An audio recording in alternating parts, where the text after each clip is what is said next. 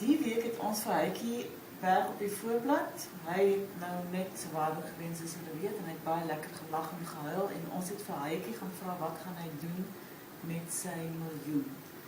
Ons het ook weer storie oor Joost en sy siekte en terwyl die hele Suid-Afrika nou asem ophou om te hoor of Joost nou baie siek is of minder siek of glad nie siek nie, het ons gaan kyk wat almal oor hom geskryf het oor die web en jesse, daar was lekker vuurwarm briewe, onder andere van sy ma, meer as een keer, lees alles daaroor vandag of hierdie week in Huisgenoot.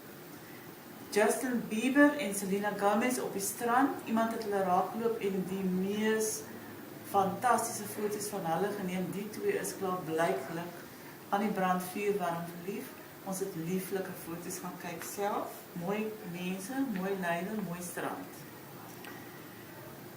Ons het ook ons eerste lot troue stories. Ons het gehoor mense soek troue stories en hier begin hulle en hulle gaan nie ophou tot die troue vroeg in Julie aan die gang is nie. En vir hierdie week vertel ons vir julle van die familie wat sy introu en julle sal onthou die prinsesse van tevore was nog taamlik berig. Ons herinner julle weer daaraan en ons vertel julle wat dink die mense van hulle nuwe skoolsessie. En dan die groot storie van die week is Willie Joubert, gospelsanger, wat skielik hier opduik met 'n ander familie waarvan Suid-Afrika nie eintlik weet nie. 2 kinders wat baie verlang om hom meer van hom te sien. Talentvolle kinders, 'n dogter wat dalk in haar pa se voetspore gaan volg, 'n seun wat ook 'n baie musikale kind is.